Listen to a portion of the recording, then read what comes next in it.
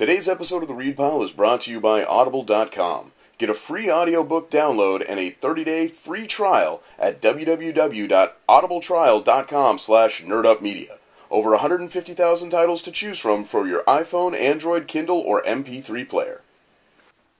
I'm Elle, and I will now be doing the makeup for the Suicide Squad. No, that's an improvement. I am the sus man, Rick Sussman, and I got new earrings, and they're super tiny and super cute, like me. Wait, no, not like... It's the week of June 10th, and here's some comic book news you can use. We have a lot of news, but a lot of very simple news, so we're just going to start with the top.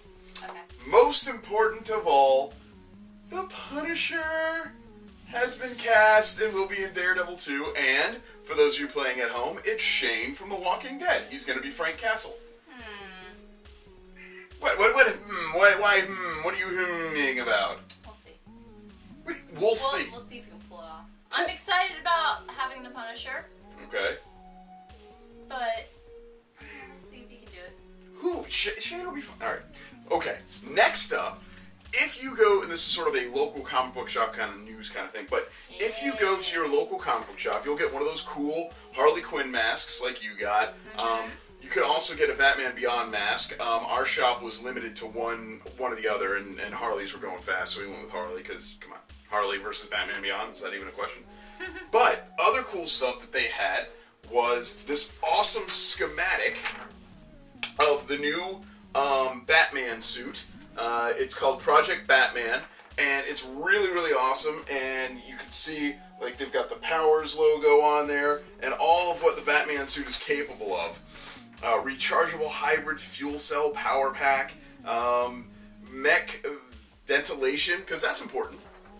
But this is just really, really cool, and I think it's really awesome that DC is doing things like this. They did, like, a multiversity map, which was lame. But Marvel recently did a Secret Wars map, which was really cool, and laminated and all that. This, however, I thought was really, really snazzy, but was not the coolest thing that you can get at your local comic shop this week. As far as I'm concerned, the coolest thing you can get at your local comic book shop this week is an actual postcard from Starfire. You can actually mail this, and what we're going to do is we're going to mail this to Jimmy and Amanda over in the Tampa area of the universe, and we're going to thank them for what I hope is a really awesome issue. Elle, you're going to be reviewing Starfire this week. How do you feel about the greetings from Key West from Corey? I love it. I think it's really cute. Yeah.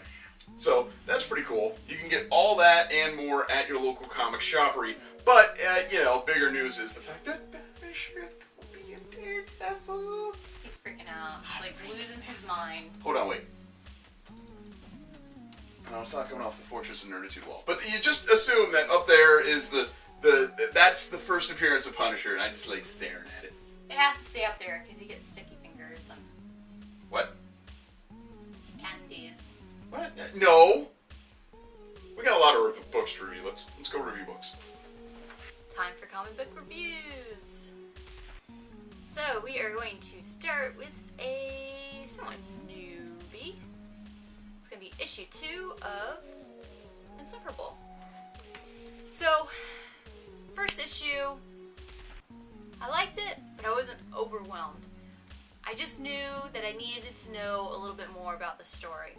It was the end that just kind of caught my attention, because apparently the mother they're hinting at was killed by the father, which is, in the story, is the Batman of the Batman and Robin, essentially. So, I needed to know more.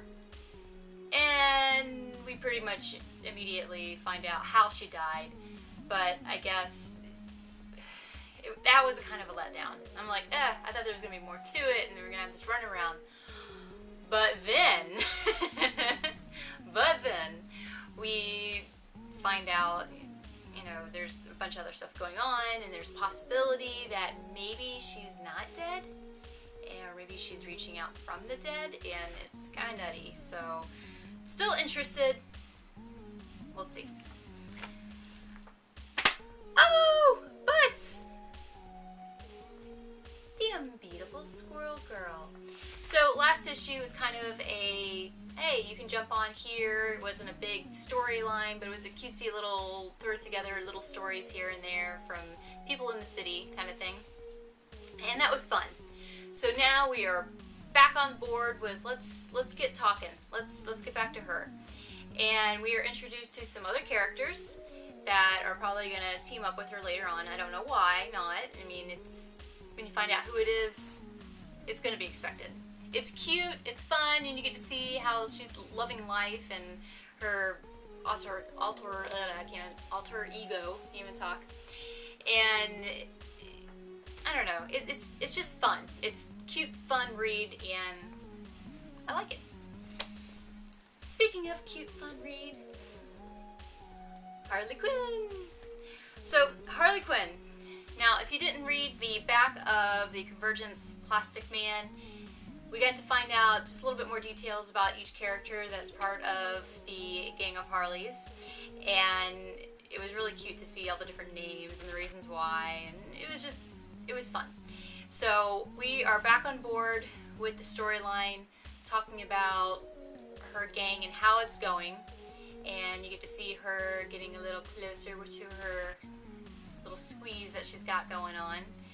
And so it's fun, but at the same time, you get to see that it's a minted side of Harley where she's basically blackmailing the mayor to help her out with the gang, and it always comes back to her just being absolutely nuts. Harley's gotta eat. Well, I mean, I will have to mention that, you know, the crate of parakeets, you know, the parakeets, they show up, so that's very interesting. I like it. Alright. Speaking of Amanda and Jimmy, we have Starfire, #1. Okay, I'll be honest.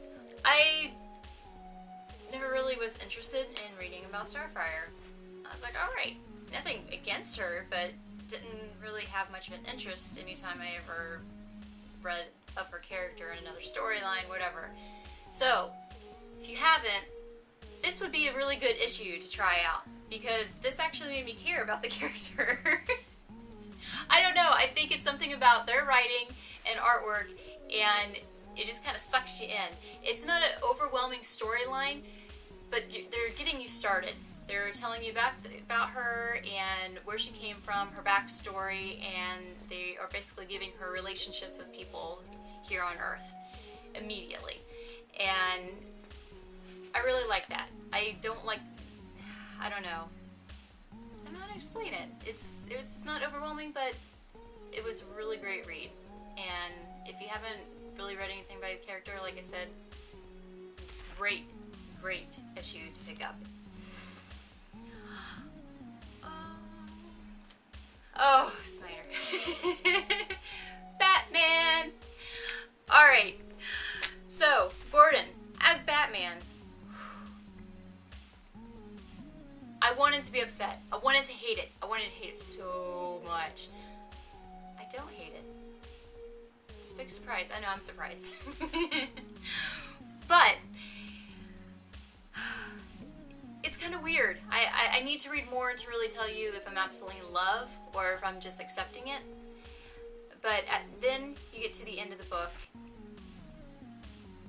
and I'm like, come on, really, come on, Scotty, what are you doing? What are you doing? What are you doing to my heart? I don't know what's going on. Freaking me out, man. Oh, you're freaking me out. And I'm sorry you're not my pick of the week.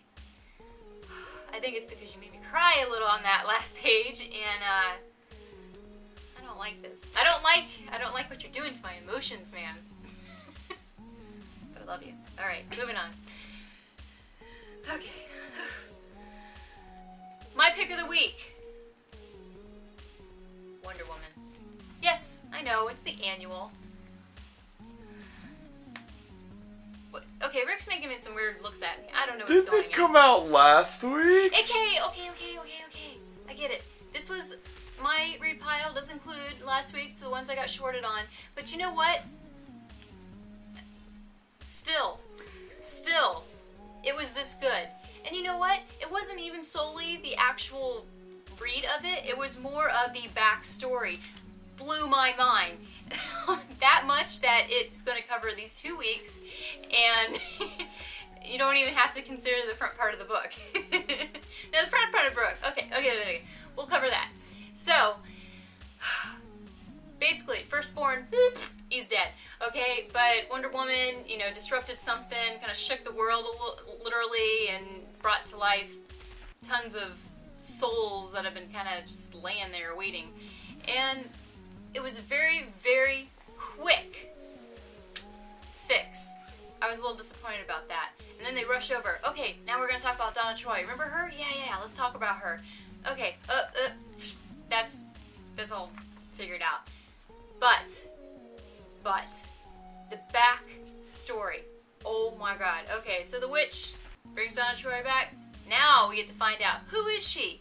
What's her whole thing about, what's her issue here? Really opened up a lot of things, explained a lot. I'm really digging it. I am loving Wonder Woman more and more. Just all these different ways of telling her story, and just the back of the mascara and just everything. It's absolutely fantastic, and I love it, and I just can't wait to read more. But in the meantime, I guess we will see what Rick has to say. Well, that was an awful lot of reviews, and you know what? It's not fair. Elle should not have more books on her read pile than I have on mine. She waited 2 weeks. Might have something to do with our shop being shorted half of her books last week. But you know what? It's not fair. I have 4 very reasonable books. And by that stutter, that is fate trying to tell me to just get on with it. So, let's begin. Strange sports stories. As you can see, there's a zebra on the cover, and he's a zebra. It's a zebra. In the world of the animal kingdom, we all know the zebras are the referees. And in fact, should be here by now, there is a zebra that is a referee. Oh man, I loved this book. This is issue 4. It's done. But it was so great. I love anthology series. I love all these crazy sports stories. I have some of the originals in the Fortress of Nerditude vaults back here. And I tweeted this out earlier, but I'm going to show it again. There's a whole thing in here about a pro wrestler who travels through time. A time-traveling grappler by the name of Bruiser Gotch. Clearly related to our good friend Simon Gotch. So, whoever wrote that issue, Aubrey Sitterson, as the mayor of NXT, I salute you. Well done. I'm going to look Aubrey up on Twitter. Find out what Aubrey's into. Next up on my read pile, we have Copperhead number 8. Okay. Instead of just ranting and raving about how much I love Copperhead and why the characters are so strong and the writing is so great and the art is so beautiful, I'm just going to give you a review of this issue. Boo or Bo, depending on how you pronounce his name, the crazy-looking rat-face hamster man guy, is captured by a group of hooligans and is essentially being held captive. They're trying to get off planet or get money or whatever it is you do with a sheriff deputy who you've now captured and are holding for such ransoms. And in the process of him trying to get freeing himself anyway, he turns out to be quite the magnificent badass in and of himself. Every character in this book has to be magnificent because of where they live. It's like how everyone's really excited about how Mad Max Fury Road has like some really amazing, awesome female characters in it. It's like, wow, we've never seen like the action hero of a action movie be a woman in such a setting. But just like in Copperhead, in Fury Road, if you live in a crazy world like this where there's just death at every corner, you either are going to be a magnificent badass or you're simply going to be dead. So that's what we get when we read an issue of Copperhead. Everybody in this book is awesome. And they have to be, because at Copperhead, if you're not looking, you're going to die. And some of the characters bite the dust in this very issue. I'm pretty sure they're ancillary, but it sort of shows you it's a kill or be killed kind of environment. And it's really, really good. Speaking of kill or be killed environment. Saga. This is 29. We got beef, me and you, Brian Vaughn, who I know watches the show. Fiona Staples, your artist, she even said, if anyone has problems with this week's issue, to yell at you. I'm yelling at you. In Saga, from the very beginning, death has been permanent. We all know it. We know it in our reality. So, in a book that has so been the most human story I've read in so long to take place in some far-off planet, death comes when no one is looking. And, damn, man. Like, all of them? Oh, it was so brutal, but that's what makes this book so great, is you get so invested in these characters, and we've only known one of these characters for like 3 or 4 issues at max, and for them to just get off so viciously and right in front of our eyes, it really breaks your heart. But that's sort of a testament to how good of a writer Vaughn is, and how beautiful the artwork is, that you don't want these books to end. You don't want these issues to go away. It's like the first 10 minutes of Up. Like, if you don't start crying after the first 10 minutes of Up, you don't have a soul. If you don't fall in love with the characters of Saga and then are immediately uber depressed when one of them gets nailed, man, I don't know what to tell you. You probably should stop reading comics, though, because this is some of the best stuff in the world. But it is not my pick of the week, because there was another book that ended this week, and it's a book that took me on a roller coaster, and I'm glad I went. So let's get the graphics sped up. There we are. My pick of the week is Jimmy Palmiotti and Matt Brady's The Big Con Job. I loved this book. This was so much fun. The ending was not your typical happy ending. It was actually a reasonable happy ending, where you could tell the writers wanted to send the reader off on a good note, because this whole 4-issue mini has been like a love letter to kids who go to conventions. We mentioned it in the reviews of issues 1 and 2 and 3. There's so much like little hidden jargon in there, so many panels being devoted to things that only happen at cons, or if you go to a lot of cons. And then in the end, the bad guys get caught and the good guys win. And damn, you know, what's wrong with just a great happy story? What's so terrible about having 1 or 2 of those every now and again? It was so much fun, and I really, really enjoyed it. So, yeah, happy story, good ending, and it actually is a terminal book that wrapped up. How could that not be my pick of the week? For you, our loyal followers of The Read Pile, we have an awesome offer from Audible.com. Audible is offering a free audiobook download with a free 30-day trial to give you the opportunity to check out their awesome service. You can download some really great books like The Hobbit, the unabridged version from Tolkien. You can download Divergent, Lean In, lots of great stuff to check out. To download your free audiobook today, go to audibletrial.com/nerdupmedia. Again, that's audibletrial.com/nerdupmedia for your free audiobook. That's this week for the Read Pile. Rick, who are we thanking? Well, specifically, we'd like to thank our friend and viewer, Dylan. Dylan was at a... Hold on, I'll just show you. He got us, well, me, this autographed Ted DiBiase $1 Million Man 8x10 here, which is fabulous, and we'll get its frame and be hung in the honor of the Fortress of Nerditude. It says, "Hey, Rick the Sussman, Ted DiBiase," and then he included a Bible quote, because apparently the $1 Million Man is all about the Jesus, and good for him, and why not? But, let's see, Dylan lives in the greater Texas area, and he included a little note on how he came about it. They were at Houston Comic Palooza, and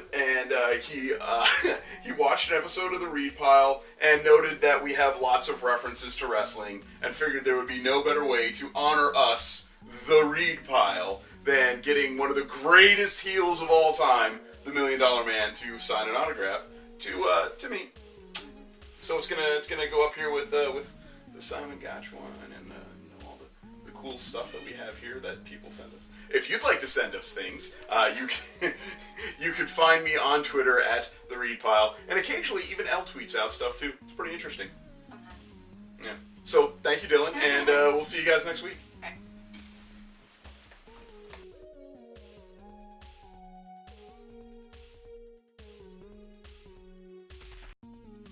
So there's the first Doctor Who, and you got Spawn #1, and then here's the cool thing. See, I told you.